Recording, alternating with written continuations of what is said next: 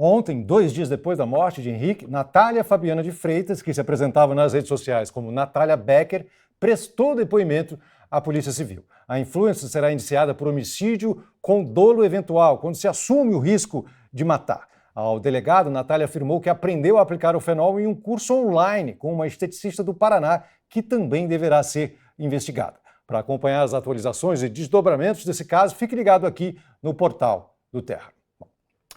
E os jabutis são aqueles animais fofinhos. Eu gosto de jabutis, são animais muito fofinhos, famosos ali no Congresso. Eles servem para definir quando você tem uma votação sobre um determinado tema, e daí, como quem não quer nada, você vai lá e inclui no texto uma coisa nada a ver, sobre outro tema completamente diferente, só para tentar ver se passa desapercebido e é aprovado sem fazer alarde.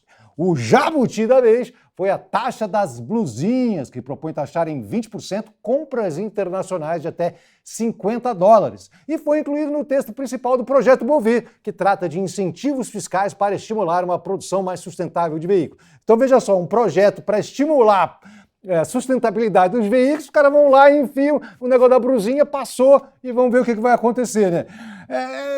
São coisas do Brasil, às vezes é difícil a gente entender tudo isso. A gente precisa de alguém especialista, a gente precisa de um veterinário político, a gente precisa de Guilherme Mazieiro, diretamente de Brasília. Fala, Guilherme! Fala, Cazé!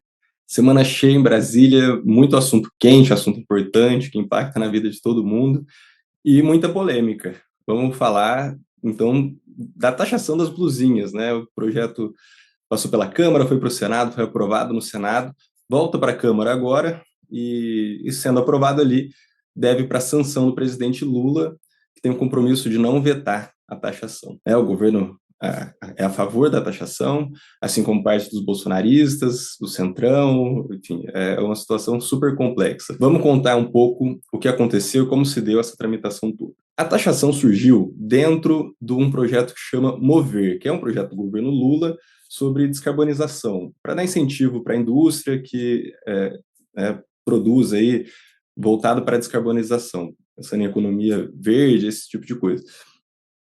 E aí esse projeto estava na Câmara para ser analisado, dentro dele foi colocado um trecho falando da taxação.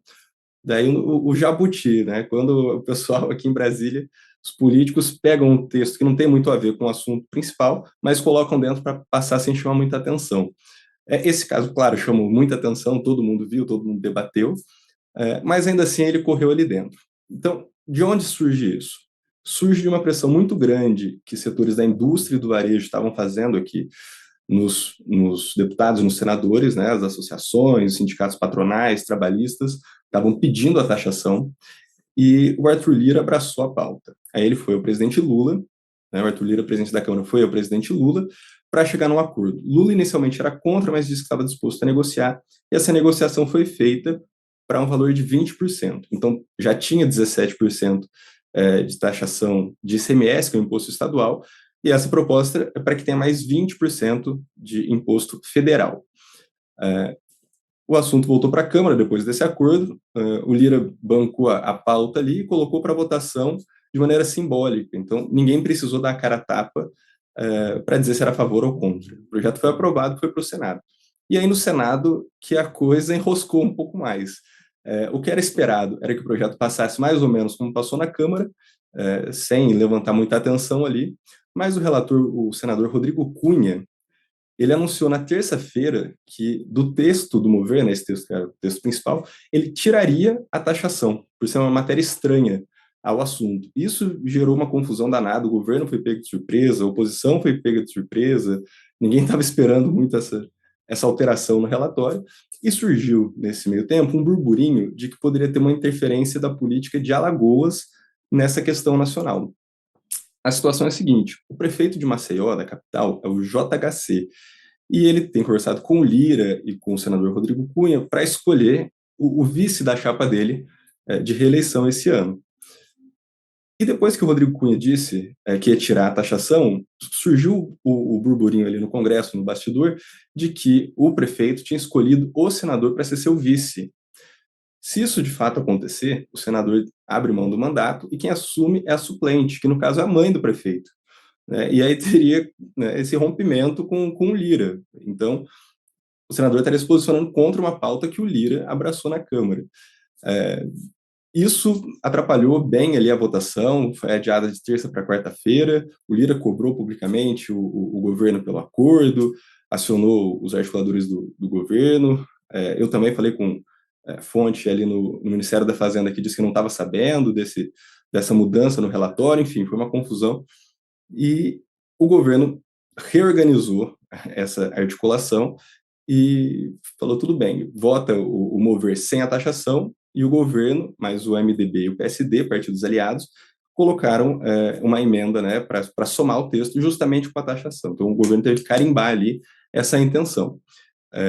E aí, isso foi para votação no plenário do Senado. O senador Rodrigo Pacheco deu uma ajudinha também, que colocou para votar o mover nominal, ele teve uma votação unânime, e essa emenda foi também de maneira simbólica, então só alguns senadores se manifestaram contra ali, para deixar registrado que eram contra, né, alguns bolsonaristas da oposição, tudo.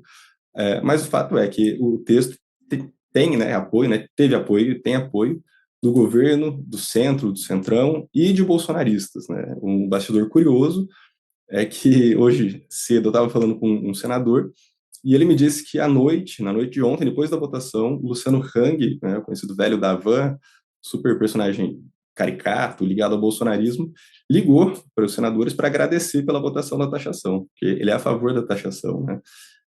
Ele, como vários empresários do Brasil. É uma questão super complexa que envolve tributação, arrecadação do governo, defesa da indústria nacional, competitividade da indústria nacional, enfim, e principalmente o que importa que é o preço que o consumidor vai pagar, né? O que a gente vai pagar com o imposto fica mais caro. Mas a situação super complexa andou dessa maneira. Teve vários ruídos, várias polêmicas aí, mas a princípio foi resolvida no Senado, volta para a Câmara, e deve passar, né? Pelo acordo que foi feito, deve ser votado, ir para o presidente Lula e aí ser sancionado esse novo imposto.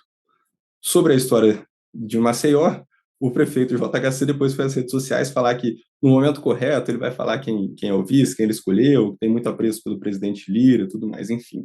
A situação ainda não se resolveu. O fato é que, tendo sido decidido ou não o vice do prefeito de Maceió, uma questão local de Maceió, de Alagoas, deu esse ruído todo numa pauta nacional que era para passar um pouco desapercebida e chamou mais atenção ainda.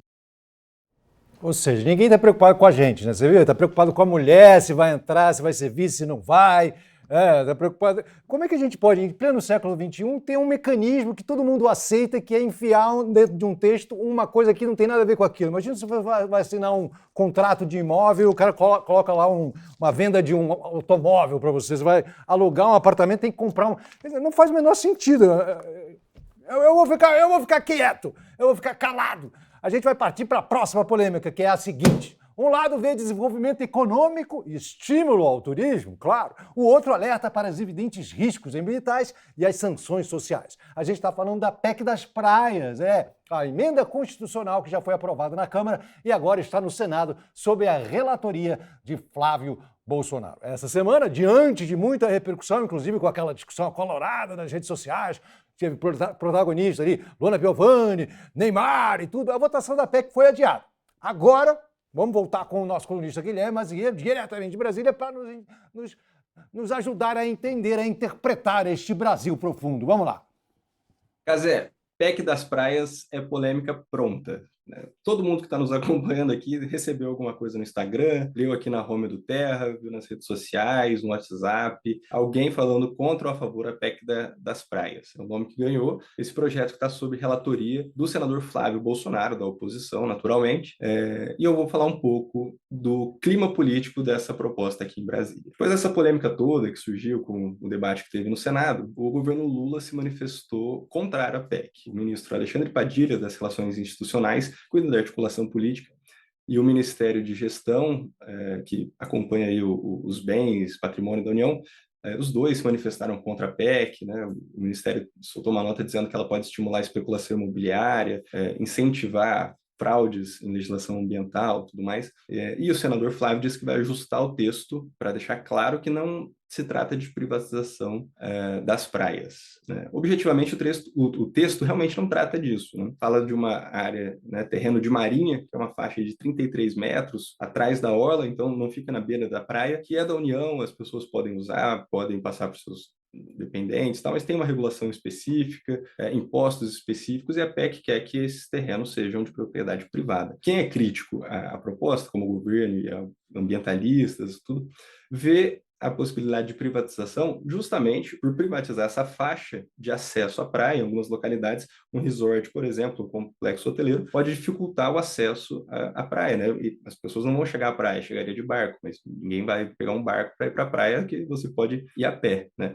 Então, isso seria o trecho da privatização, uma discussão super complicada que está acontecendo aqui politicamente, com esses holofotes todos, ficou mais quente ainda. Então, tem o senador Flávio essa semana dizendo que vai ajustar o texto, o governo se posicionando contra, e 2 requerimentos que foram aprovados no Senado. Um da base, né, do governo, um da oposição, para discutir o assunto. Então, o assunto vai continuar rendendo, ainda não tem data essas sessões de debate, mas vão ser marcadas, o assunto continua rendendo. O presidente do Senado, Rodrigo Pacheco, sinalizou que o texto não deve andar com muita velocidade, a proposta deve andar no ritmo dela, com debate, até porque não tem consenso, e ainda assim é um texto difícil de ser aprovado. Precisa passar na Comissão de Constituição e Justiça e ir para o plenário, onde precisa do apoio de 49 dos 81 senadores. Então é muito voto para ela ser promulgada. Já foi aprovada na Câmara, se percorrer esse caminho todo, for aprovada no Senado, ela é promulgada sem passar pelo presidente da República. Então o debate ainda vai se estender, a gente vai ver muita notícia aqui no Terra, muito embate de influência e briga política aqui no plenário de quem é contra e de quem é a favor. A gente está aqui acompanhando. Valeu, abraço, Cazé!